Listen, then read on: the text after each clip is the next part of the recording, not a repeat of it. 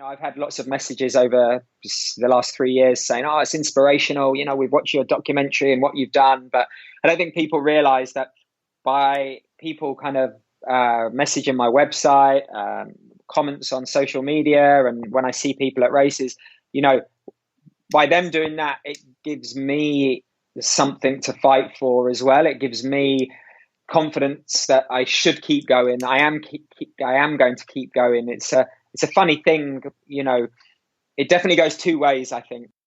That's Tim Don, 4-time ITU World Champion, 3-time Olympian, 2-time Ironman champion, and 1-time Ironman World Record holder.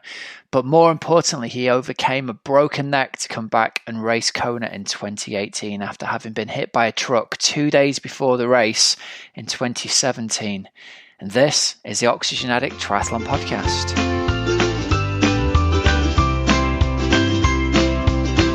Hello and welcome to the Oxygen Addict Triathlon Podcast. We're brought to you every week by our sponsors, as always, precisionhydration.com.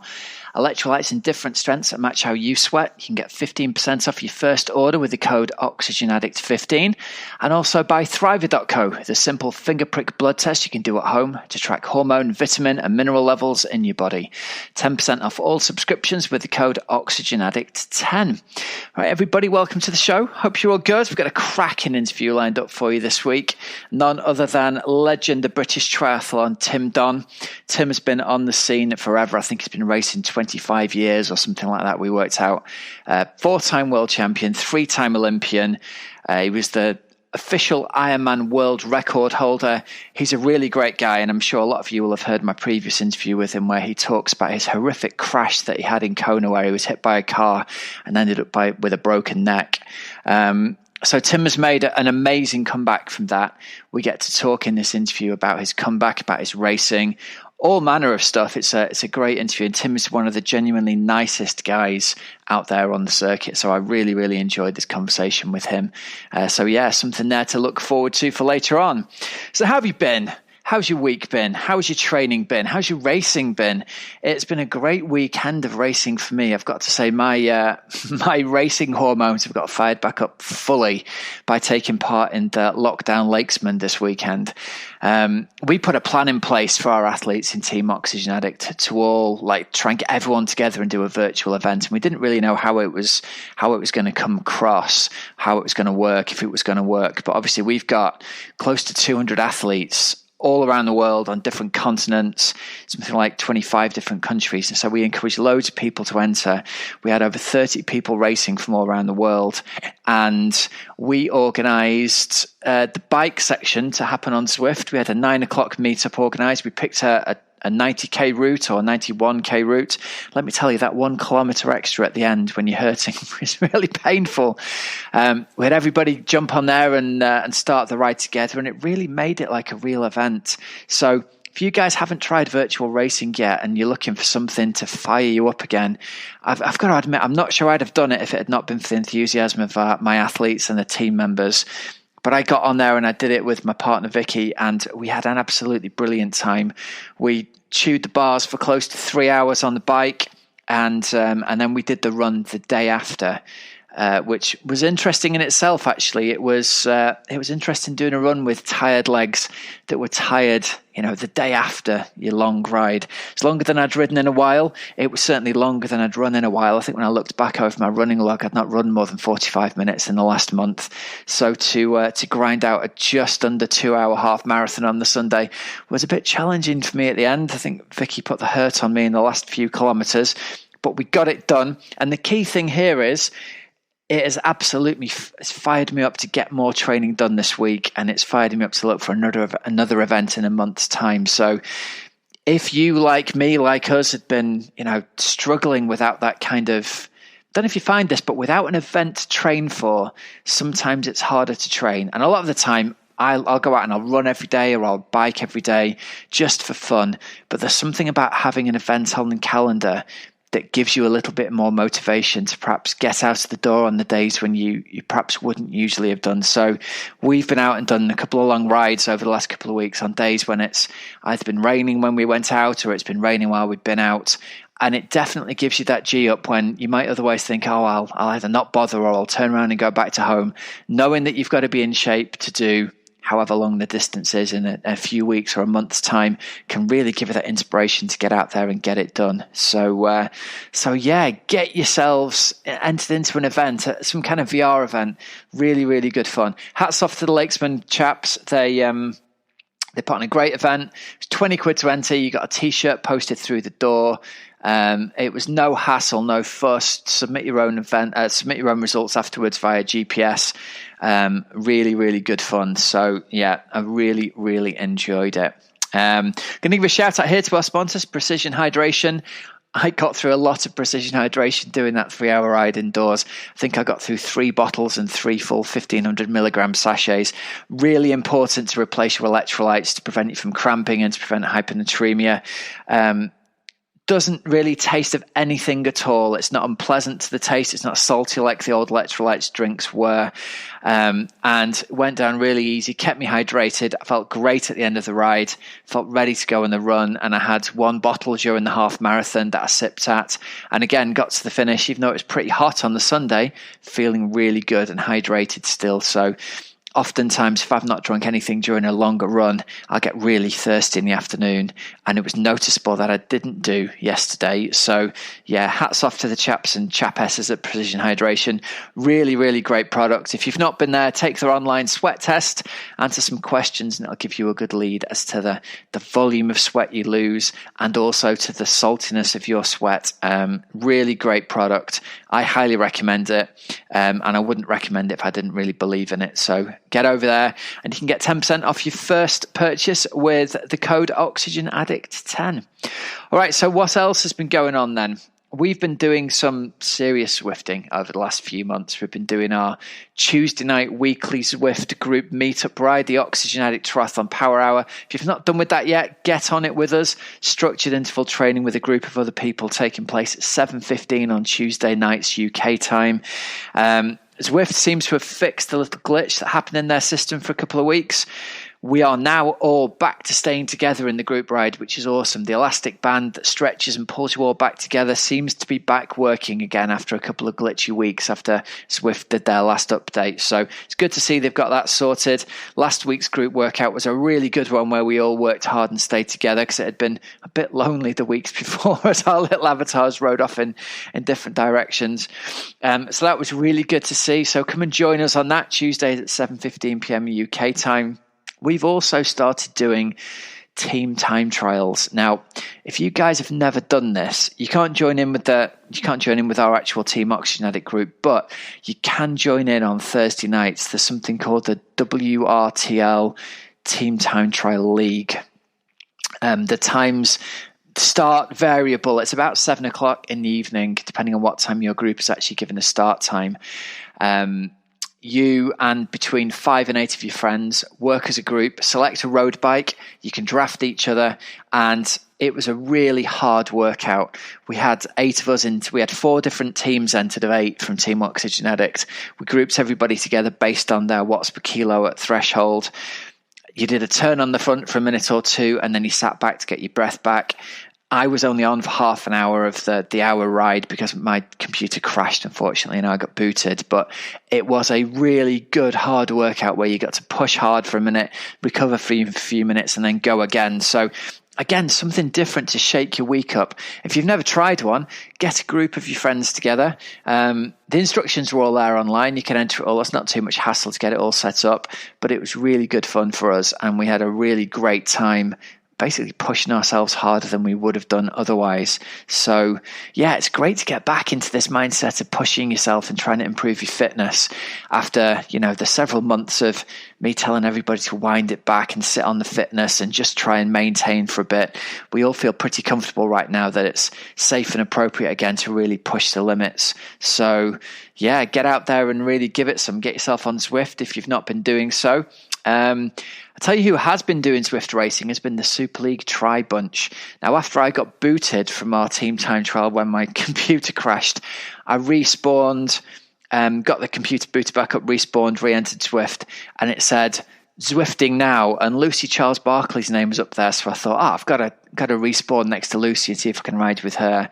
So got myself up to speed, clicked on Ride with Lucy, and it turns out she was in the middle of racing on the Zwift Super League Tri Race Series. There was her, there was Emma Pallant, there was, who else was there? Sophie Caldwell was part of it. So I was riding along. Now they couldn't see me because they were all part of their own little race, but it gave me a real inspiration to get my head down and try and stay with them for a little while. We got to the hill and I just got my doors blown off. Of course I did. They all went off up the hill at about 8 watts a kilo. And there was nowhere to be seen, but it really gave me like something to chase after. So thanks very much to Lucy and Emma and Sophie for giving me something to chase. And I came over the brow of the hill about 10 seconds behind them and desperately chased to try and catch on. No chance. I wasn't getting anywhere near them. So yeah, it was fun to watch that playback on the Super League Tri video thing that they sent out this week, so you can go and watch that on YouTube and watch the catch up. So there's plenty of racing going on, plenty of triathletes out there racing. So Joe Skipper racing against Ali Brownlee and Lionel Sanders. There's all kinds of good stuff going on to watch. So you can either get yourself on there and get in and amongst the racing, or you can have it playing as you're just doing a ride on Zwift yourself. Really great stuff. All right, guys, so let's go into this week's interview of the week, sponsored by Thriver. If you've not taken one of their home blood tests and you're interested in knowing what's going on inside your body, health-wise and fitness-wise, they do a personalised at-home finger prick blood test. Dead simple. Comes through the door in a little cardboard parcel. It takes 5 minutes from opening the parcel and reading the instructions to taking the finger prick, squeezing a few drops of blood into the tiny little test tube, sealing it into an envelope, and taking it back to your local post box to post in a prepaid envelope. And you can specify exactly what tests you want to have done. They've got pretty much everything you can think of on there. So for athletes, you can have your iron levels tested, testosterone, hematocrit, liver function, vitamin B9, B12, vitamin D. If you're more interested in health, you can have your thyroid function, diabetes, cholesterol, omega-3, omega-6, all of those things tested.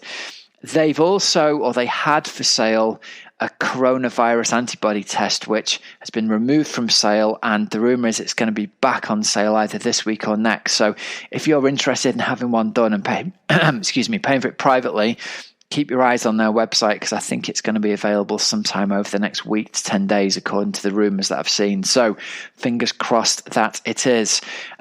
I've been really impressed with the service. For me, it was a key part of me getting my health back on track when my diet was all messed up and I was having some real health problems. So I managed to address my really low vitamin B9 and B12 and vitamin D levels simply because of having access to their home testing service. So it was great for me. If you're not feeling great, it might be something you can check out and have that test done. So get over and check it out over at thriver.co and use the code OxygenAddict10 to get 10% off all of their subscriptions. Okay, guys, here we go with this week's interview of the week with Tim Don. Tim, welcome back onto the podcast. It's great to see you again, man. How are you doing today? Not too bad, thanks. Yeah, no, in these peculiar times, not doing too bad at all now. And you're back in the UK now, aren't you? Last time we spoke, you were still out in Boulder, so there's been the big move back to the UK. Firstly, how's that gone for you? How do I answer that? No, it's gone great. I mean, now the family are super settled. My children are really, really, really like enjoying school. Nice to be close to my wife's family. Training's obviously a bit different, a bit more challenging, I would say. Yeah.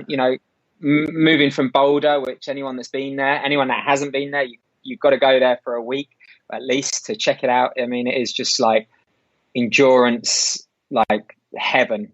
So yeah, it's a bit different in Leicestershire. Riding's really great here, don't get me wrong. It's just so different. I'm used to kind of like doing anywhere from a 50 to a 200k ride in Boulder with only like 4 or 5 turns. Well, here, you're going through villages, you've got hedgerows, you've got tractors, you've got guys in their souped up Novas. But no, it's nice to be back. I think it was a good move. It was the right time, I think. Was it largely based around like kids starting school and stuff like that? Matilda was already at school in America. I think there was a few so basically, I was on a work visa. Well, I still am on a work visa, so I can live in America with my family if we wanted to. But we got the opportunity to get a green card, and it got fast tracked. If you're like a world record holder and stuff like that, they want you to get green cards. Nice. So yeah, that was and literally we had to make a decision: are we going to accept the green card? And with the process, my wife and family had to stay in the America for kind of 2 years without really traveling, and it's a big commitment. The only real advantage for us was that it meant my wife could work. So we kind of said, look, if we go for this green card, we're basically committing to Boulder, America for the next kind of 10 years. Buying a house, making it home. All our furniture was in storage in England. We'd have shipped it all over, and we'd have really gone for it. And we were keen, but we weren't 100% sold. And we've lived all over the world because of me, South Africa, or a few places in England, and obviously Boulder. So kind of like, my wife, she was less sure than I was. So I said, look, this is a good natural break. So we decided not to take the green card, keep my work visa. And then, that's why we ended up moving back. Cool stuff. Well, it's lovely to have you back in the country. And I know I've been spending a lot of time talking with your bike coach, Matt Bottrell, recently, and he's been telling me about the bee stings that you've been handing out to him on the bike recently. So it's good to hear that you're really strong, man. Yeah, I think one positive thing out of this whole lockdown is I've never Zwifted so much in my life. I think I've got up 100 levels. I think the thing I love about working with Matt is he's never content with the coaching process, and he's always looking for ways to improve a rider through different style. I don't know if style is the right word. With different training sessions and different ways to kind of, make you a better rider over 90K and 180K. And, I've always, it's a funny story. It's a funny story how I ended up working with him, but I've always 100% trusted him with various training methods. So yeah, we've been trying some new things actually even before the lockdown. And we did a key session, I would say 2 weeks ago. And we were in the real world, like not on Zwift. And power is fantastic. But at the end of the day, you want to get from A to B as quick as possible. And we were just amazed at the speed we both of us carried in that session. So we were like, the training method, the new training method is definitely working. Nice.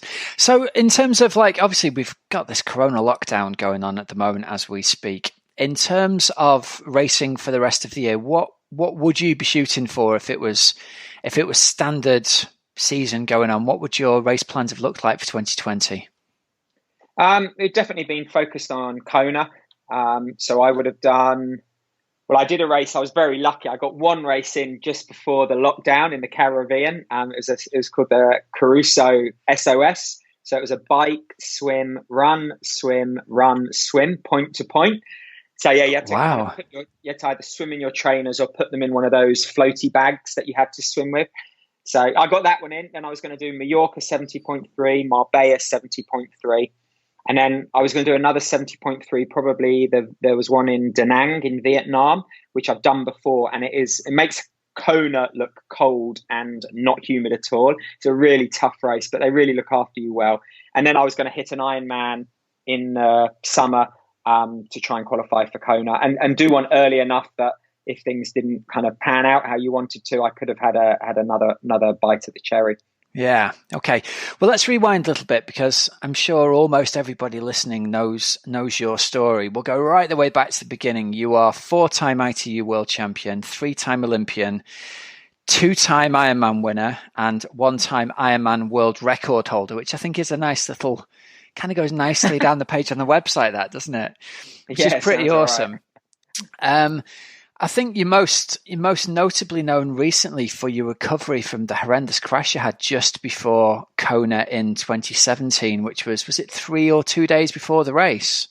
It was 3 days before the race, yeah. So 3 days before the race, you were hit by a truck and you ended up with a broken neck. And as part of your recovery, you ended up wearing a halo contraption. So do you just want to talk us very briefly through that for the people who haven't heard haven't heard the story before, because it's pretty amazing that you made a comeback at all to, well, the land of the living, really, let alone racing and winning races.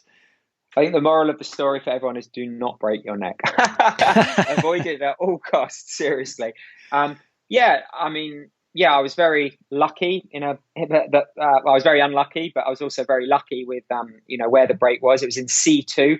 So that's in line with your teeth. So very, very high up. And it was quite a serious fracture. So they had to really stabilize it. And the best way to do that is either operate on it or have the halo. With the operation, they fused the two vertebrae together. And that means you might have mobility issues. And later down the line, if you want to be an active sports person at any level, recreational or professional, there could be other, complications. So I had to wear the halo. They screw the bolts into your skull, and it's like this big scaffolding structure. They tighten them to six Newton meters, so as tight as a seat post on a mountain bike. So these titanium screws. So not for the faint-hearted, but it does the job. And once that's on, the neck was not an issue at all. There was no pain because it was literally kind of like the whole of my skeletal system from my belly button up was just isolated. I think the problem is you've got these open wounds, these 4 titanium bolts drilled into your skull, and very painful, very uncomfortable. I think more painful for my wife and family. I was a bit of a moody bugger at times, if I'm honest. I think the other problems we had is when I started to try and do some form of exercise, the screws would come loose. So every time they tighten them, they're going deeper into your skull. And the front left one, it had been tightened so many times that I had to have a CAT scan. I was having CAT scans every 3 weeks and x-rays of my neck just to make sure the bone was healing how they wanted. But I actually had to have one of my skull because any tighter, it would have cracked the skull and got into my brain. So I was like, just before Christmas, and I'm like, yes, they're taking it off, and I'm just going to have a collar on, like a neck brace. But they said, no, we're going to have to drill another hole a centimetre away. So I actually had three screwed in. But I was very lucky that I had a great medical team around me, amazing support from my family, my physio, my sponsors, all of that kind of stuff. And I was, I guess, quite determined to not let kind of that be the end of my career. It's going to end sometime, but it would be brilliant if I can say, I'm going to do 4 more races and then call it a day. I was determined that someone else wasn't going to call it for me. And I think that was a real motivating, driving force for me to try and get back to some form of racing. I never envisioned, I had these lofty goals, but I never took it for granted that I was going to qualify for Kona, and be on the start line 12 months. I was going to do Boston Marathon 6 months and run a sub 250. They were goals, but, you have these crazy goals, that to really push you. So they really did that. Yeah, well, one of the things that amazed me, there was a film made of this, which if anyone hasn't seen is called The Man with the Halo. And the last time we spoke, if I remember correctly, I think we timed the interview. So the interview came out the day before the film was released to try and get people to watch it. And that film itself was amazing because the film I'd seen at the time didn't have the edited ending on. We didn't know how Boston was going to go at that point. So that was amazing in itself. But obviously the 30-minute stories, it's shot with a very, understandably a feel-good arc to it. There's this happy ending and you get back to running again, and they don't shy away. I'll warn anybody who watches it, they don't shy away from showing that the doctor's tightening those screws into your head, man. But after we spoke, I remember really clearly you saying, you talked about your determination to get back to racing. And you said, look, Rob, at the moment, I can't swim. I can't turn my head to breathe. You were doing all your swimming still with a snorkel on. And for me, it was like a real high of the end of the interview, and you sounded so positive. And then it was almost like the real world realization of, oh man, there's I can run in a straight line, but I can't turn my head to breathe. And obviously the fact you got back to Kona that next year and you raced, and they've released an extra 5-minute video, haven't they, now to wrap that up? And I just watched it. You swam 50 minutes in Kona, and then you biked 4:19, which you weren't just showing up to just get round, man. That was really competitive. Don't talk about my run time.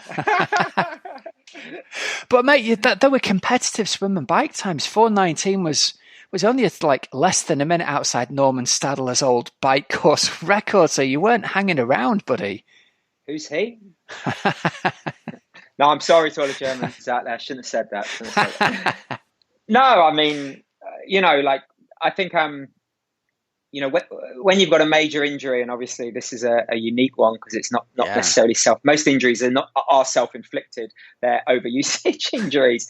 You've got an excuse, you've got a reason. But, when you start racing and the gun goes, your story is a story, but it doesn't impact the results. No one's going to say, hey, let's give him a chance. So I wanted to be in the best shape I could be in, turn up in the best shape I could be in. And I worked damn hard that year to get back to some form of, of somewhere I wouldn't embarrass myself. So, I was super happy. I think I was 36 in the pro race. So I'll take that, you know.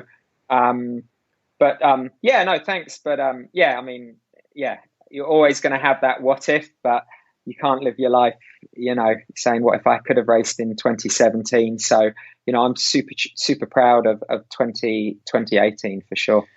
Well, something that came across in the video, the extra 5-minute one that I just watched, was this: you seem to get so much support at the roadside from the spectators. And I wondered how that experience was for you of actually sort of realizing you'd made it onto the marathon and heading out on the marathon at Kona. How was that for you running that part of the race?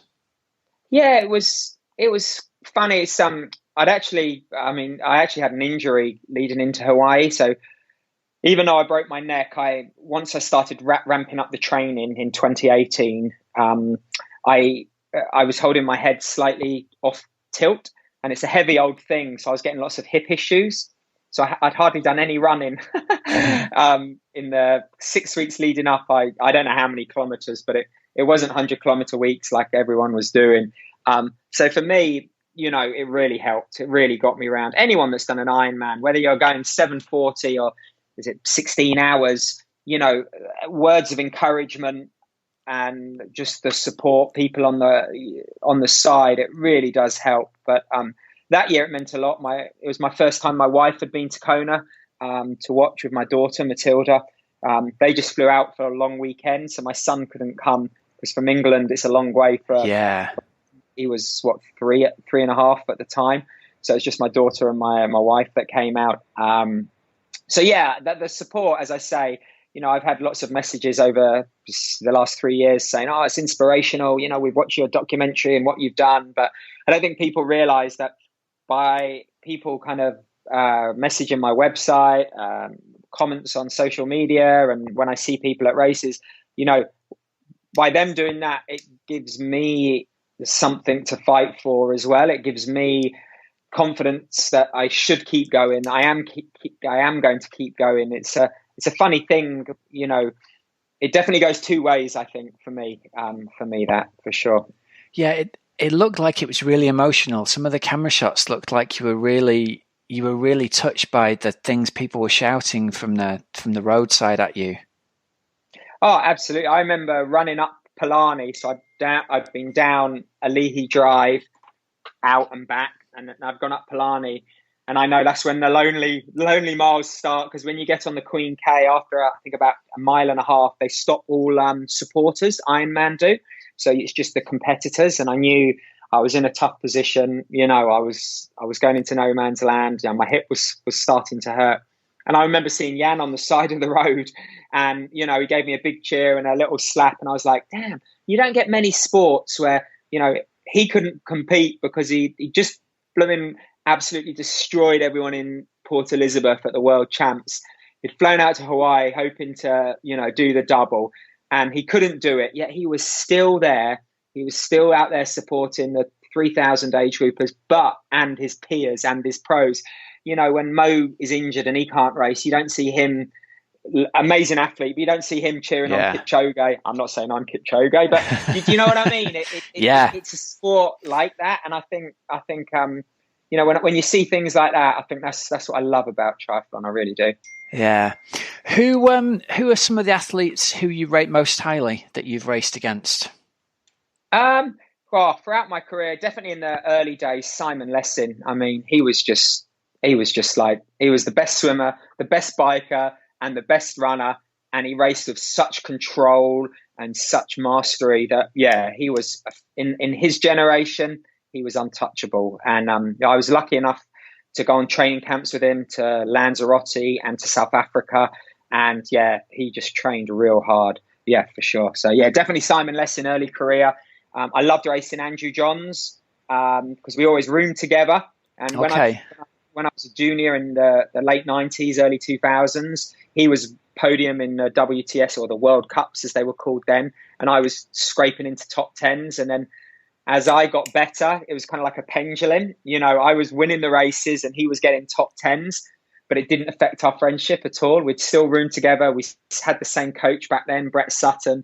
So yeah, I loved racing those guys. And in 70.3 Ironman, I love racing Tyler Butterfield because he's from Bermuda. He's a great friend, the most talented athlete out there. And yeah, it's just great that win, lose or draw, you go out for a pizza afterwards. We travel together. You know, I think that's brilliant. I love that side of the sport. Nice. Tyler put a stonkingly fast Ironman together, didn't he, at the back end of last year? I'm trying to remember where it was. Did he go? He went Cozumel. It was Cozumel, was it? And he went 7:45, something like that, didn't he? Not quick enough. Down current swim. What you want? No. Oh, listen, Tyler Butterfield, he got third at the ITU World Junior Champs, and Terenzo won, and David House, who got fourth at the Olympic Games, got second. Tyler was clearly in second with about 40 meters to go. He tripped up on the blue carpet, and David House, you know, so he was a class junior. He's run a 2:21 marathon. Wow. He has ridden professional cycling for La Francis de Jour feeder team. He has won cycling races that Matt Bottrell at his prime could not even get a top 50 in. Like, Tyler is like, he is an amazing athlete. Like, there are so many stories about athletes when you do some I don't mean you, but when people look at them, I mean, did he get 12th in the Commonwealth Games marathon, Tyler Butterfield? And like, was it like 4 days before he got a top 15 in the triathlon? That's amazing, isn't it? You know, he's just like, yeah, he's just phenomenal. I've been wanting to get him on the show for ages, man. So I'm gonna chase up his contact details after this.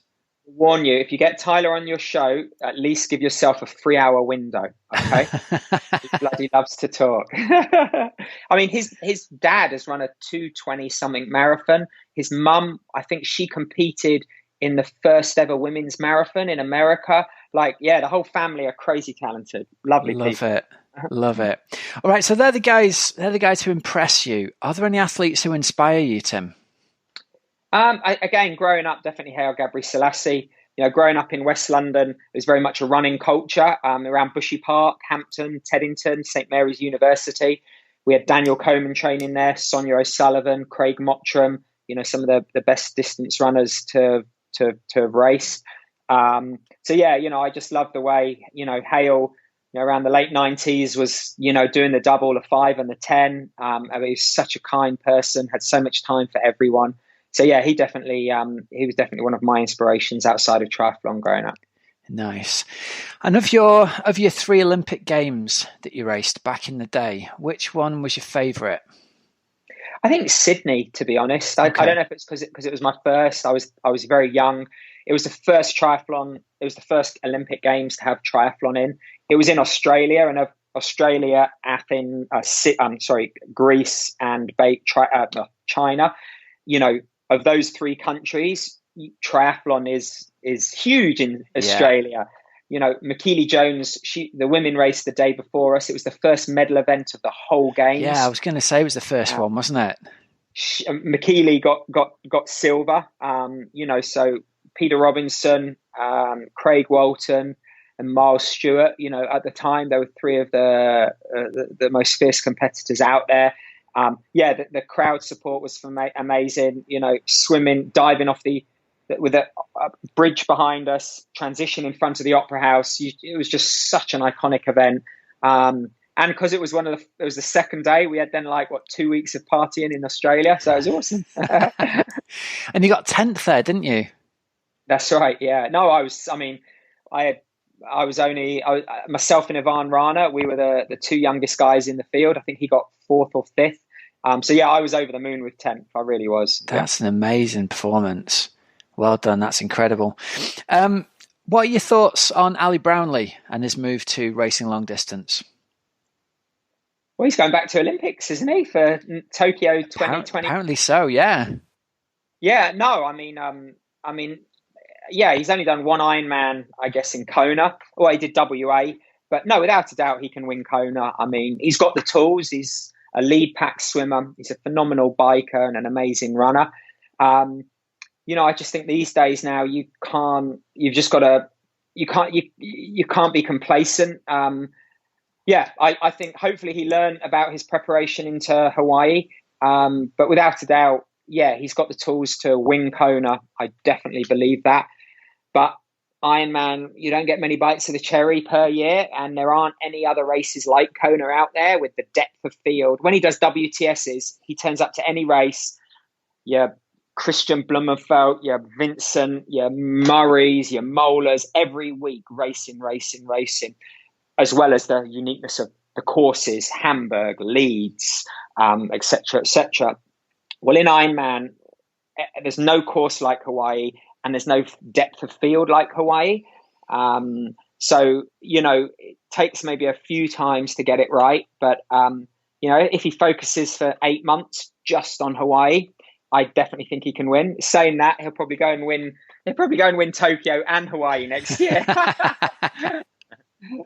Well, listen, talking about the Olympics, you helped Dave Ellis, or is the phrase piloted? You piloted Dave Ellis to the world gold medal in the para VI event.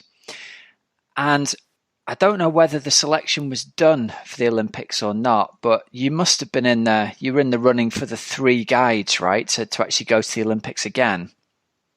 I would have liked to. I wasn't at the World Champs. I was at the Olympic test event. Sorry. Okay. Yeah, no, which we won comfortably. I was in it. I was in it for to take him all away. The powers that be, they had a selection criteria. I have no idea what the selection criteria was, but they picked Luke Pollard, who is a very capable athlete. So unfortunately, I didn't quite make it. Oh, what a shame. We did the British Champs together, and I loved it. We went to Miyazaki, the Paralympic holding camp, and obviously in Tokyo. We won the test event by, I think, 2.5 minutes over a sprint distance. But unfortunately, I didn't get selected. But I wish Dave and Luke all the best, and I see them around occasionally. I do a bit of swimming at Loughborough University, which is where the Paris squad. In fact, they had their first pool swim today. I saw. Is that right? I'm so chuffed that the guys are back in the water. I think British Swimming, Adam Peaty and his crew, they've been in for a couple of weeks, but British Triathlon jumped in the pool today for the first time. Nice. How's it been for you not getting into the pool during lockdown? Oh, I hated it. I've been swimming at Race Hub because that's only about 10k away from where I live. Virtually most days. I was in there this morning since we've been allowed to swim open water, which is fantastic. But it's swimming's such a technical sport. You've got to get that feel of the water. I'm looking forward to getting back in a pool. I really don't think it'll be till August at the earliest. So I'm making the most of swimming open water. But Europe's back in the pool, but I think we're a long way behind. Yeah, okay. Tell me about Patagon, man. That looked like the most amazing race. Yeah, I'm lucky to do all sorts of races all over the world. And as I've got older, different opportunities have presented themselves. And, my manager said, hey, there's an opportunity to go out to Chile and to do an Ironman that doesn't have aid stations. You swim in the dark. It's point to point. And I'm like, you what? No way. That sounds stupid. I did some research. I watched the documentary they made and I was like, oh, wow, when is it? And the scheduling was perfect. It was early December. I was able to go out with one of my best mates who I grew up with. We had a blast out there. They made a documentary about it, not about me at all, but about the whole race, and that does not do it justice. It's the only race where I've asked one of the photographers to send me high-res images of myself so I could print them out and frame them, not because of me, but just because of the scenery, the landscape. The organisers put on such an amazing race. It's worth, only 200 people race each year. It's worth entering I think it's $10 to get your name in the hat. It's definitely worth it. It's a once in a lifetime kind of trip, and I would definitely highly recommend it. It's a tough as nails course. What's the bike and run course like in that event? So the bike is a kind of like a point to point 100. I think it's 181 or 182k. It's only got just 2,400 meters of climbing, which is a lot, but over 180k it's not too bad. But the first 80 to 90k is pan flat, so it's all in the back half, and because it's point to point, it's actually kind of like an L shape. You have a cross tailwind and then you turn and you just have this killer headwind. There's also about 3 kilometers of gravel in various sections, so you need to be careful with tire choice and getting punctures and losing water bottles and stuff. I went out a week. I went out there on the Monday, so nearly a week before, so we could ride sections of the course and drive the other sections, and it was breathtaking. The run, on the other hand, we knew nothing about because it was all off road, and only the last kind of 25k was on like Jeep track. Before then, it was single track, and so there was absolutely, and again, it was point to point with over 1,000 meters of elevation. And there were 2 aid stations in the whole marathon, so you had to be quite self-sufficient. There were times when I'm running, going, I'm definitely lost, and then I'd see like a bit of ticker tape on a tree, and I'm like, yes. It was weird. You run through a stream river, but it was waist deep. There was no way around it. You just had to, go all the way through. But the great thing is the last. They say at 30k, so the last 12k, but the marathon's 2k long. So the last 14k is the third aid station. So there's no aid there, but your support crew's there, so they can refuel you. But they can also run with you the last bit. So Gav, he's a solid athlete, so he ran with me. That was something unique and special, and lots of cursing went on in that part, I tell you that. He's fresh as a daisy and complaining he's sat in a car for 5 hours. I'm like, shut up. Brilliant. All right, so as you get a little bit older, what are some of the things that you can do to basically to stay in shape? What's the secret to stay in racing at the very highest level for over 20 years, really? There must be some habits that we can pick up and steal from you here in terms of, like, I don't know, supplements, habits, eating, strength conditioning. What are some of the things that you do and you take that you think will help people out? I think the biggest thing as you get older is you've got to listen to your body. If you think you need a day off, you 100% do need a day off. I've only got when I was younger, I could wake up, jump on the track, nail a track session, wake up 15 minutes before swimming, jump in the car half asleep. Now I need to prepare for things. I need to warm up properly as I get older. Diets become a lot more. In the off season, I don't know if it's because I eat more cheese and drink more red wine, but I definitely put on weight a lot quicker, and it takes longer to lose it. So I have to be focused on my diet. Big believer in recovery. So, I'm big into I take lots of, not lots, but after most key sessions, I'm having my, protein shakes, and also got to look after my vitamin and supplementation. So as I get older, my joints are stiffer and my bones need everything. So I'm at the moment, I'm taking lots of, once a day, a collagen supplement from TR, which is a great company that are really supporting me. And but I think a balanced diet's key, and not being afraid to take a day off. So the TR collagen stuff, is that the same stuff that Andy Murray's been taking, or was he in some way involved in the? He's taking the same stuff I'm taking. No. There you go. No, he was one of the founders of the company, actually. Okay. And again, something like tennis is even more unforgiving, especially with his hips. So he's had a few operations on your joints and bone. So, as you get older, when I say older, I mean within a professional lifespan, different sports. Like if I'm a golfer, I'm young. I'm only 42. But, within tennis, Andy's at that age where he really needs to look after his body, and we're looking for everything we can. And, I'm in my early 40s trying to race against 23-year-olds, even younger in some of the Zwift races I've been doing. Anything that can supplement my joints and my bone strength and recovery, I'm all in for. So I've been taking it now since the end of last year, and I'm still going, still rocking. This indoor training, which we've all been doing a lot of, is very intense, and it's it sounds weird, very repetitive. When we ride a bike, we're turning left, turning right. But when we're sat on a trainer, it's and again, I've been doing 90% of my running on a treadmill. So, your joints are really taking a hammering. Yeah. Okay.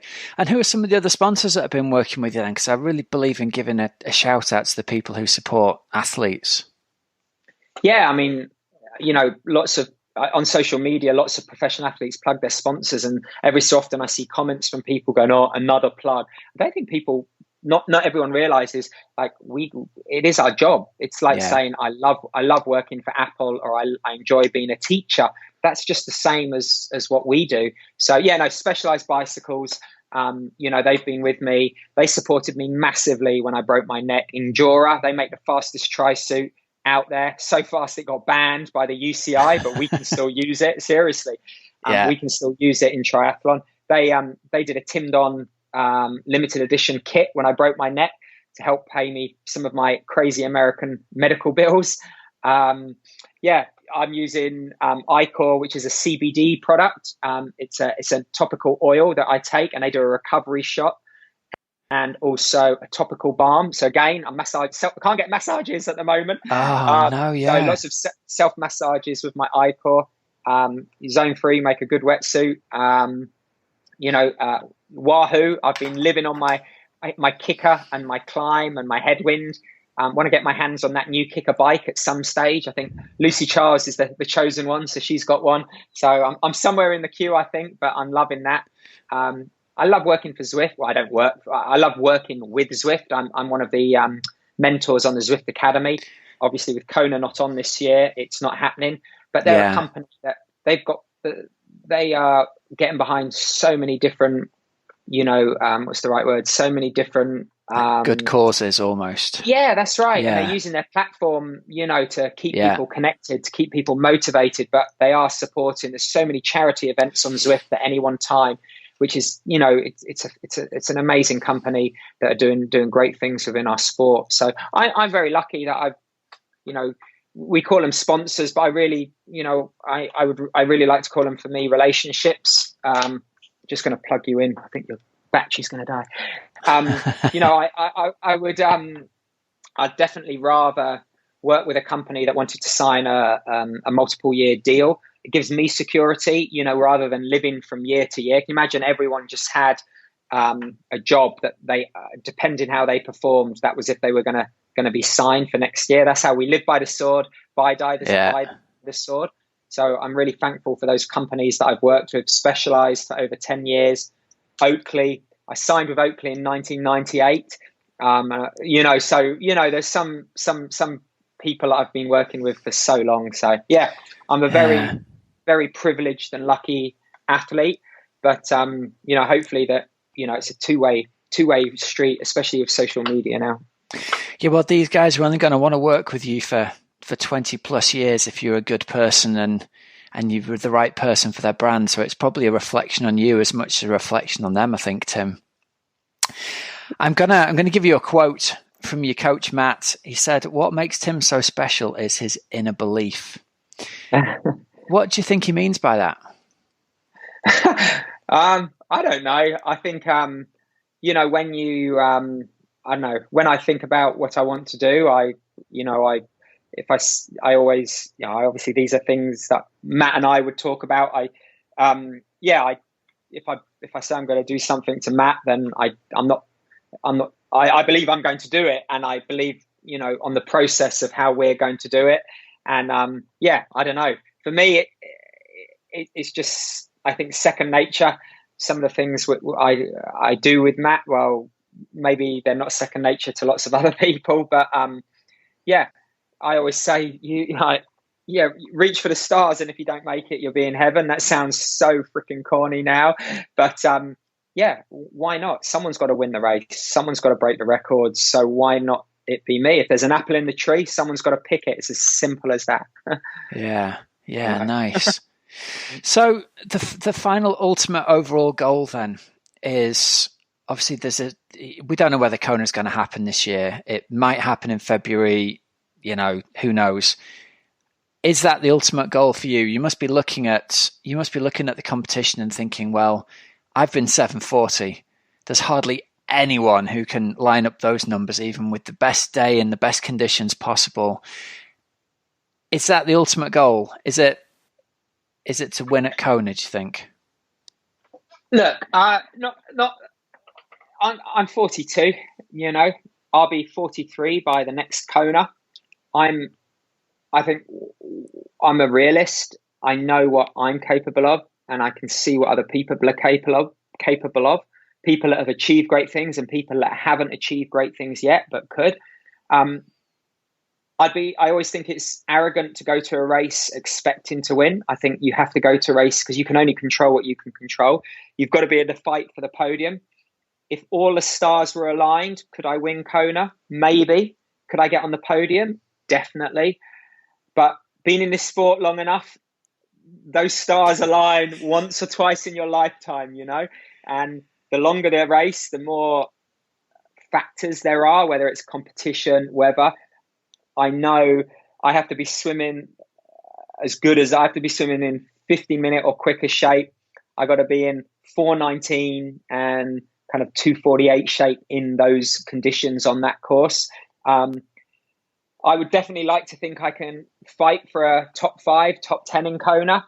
I'd be over the moon if I could win it, but that would be out of my hands, if that makes sense. Yeah. So hopefully all my sponsors aren't, and I'm not, it's funny, we just talked about sponsors and what I want to achieve.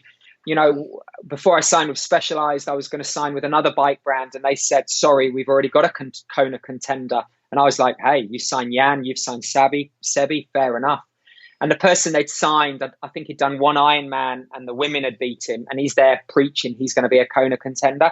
And to this day, he's never qualified for Kona. And I think I'm more in that realistic kind of, band. So the ultimate goal is to win, but I think the ultimate goal is to have the best performance I can on the day, on the 6th, is it the 6th of February or the 14th of October in 2021? Do the double. Wouldn't that be great? Wouldn't that be great? Yeah, that'd be amazing, man. Well, it sounds like you take a real pleasure in the process. Every day you seem to want to be the best you can be and train as well as you can. And if you do that, then every day's satisfactory. Or satisfying. Yeah. It is. I mean, you've got to believe in the process for a start and see method in the madness, method in the process. But I'll be lying if I said I woke up every day saying I'm going to nail it, and I do nail it. There are days when I'm like, I just can't be bothered. I'm just having such a rough, shitty time at the moment. I don't know what it is. I can't put my finger on it. I'm not injured, etc. It happens to everyone, whether you're Last Dance, Michael Jordan, or Michael Schumacher, greatest driver ever, or Jan Frodeno. There are definitely times. Maybe they don't pursue that. You follow Jan on social media. Every day is a godlike day. It's like, come on, mate. Follow David McNamee has got blooming podiumed in Kona twice, podiumed at the World Under 23s. He tells you how it is. It's freaking tough. It really is. So, but I do. On the whole, I do enjoy the process, absolutely. But we all have shitty days. Oh, well, listen, I think that's a pretty decent place to leave it, man. It's been brilliant seeing you back racing to the very highest level, mate. We were all rooting for you, and it's so great to see you back there. And thank you so much for your time and for joining us today.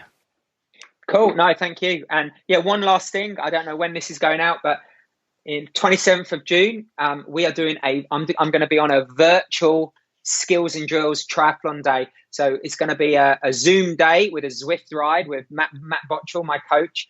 We are going to be talking about how to swim, how to train to race, not how to train to train. We're going to be giving everyone tips and tricks for swimming, open water, obviously pacing, aerodynamics on the bike, how to stay as injury-free as you can, and how to have confidence to listen to your body. So yeah, everyone check it out. It's going to be a skills and drills virtual day with Matt Botchell and Tim Don. Am I allowed to do that? Shameless plug. Definitely are allowed to do it. Yeah, no worries, man. Well, I'll tell you what, I'll put a link in the show notes to that as well, so people can click straight through to it. So that was Saturday, the 27th of June. Is that right? That's it. And it's an early start, I believe, isn't it? Is it really? Yeah, 7:30, day before Matt's birthday. I love it. Right, we'll have to send him a little card as well.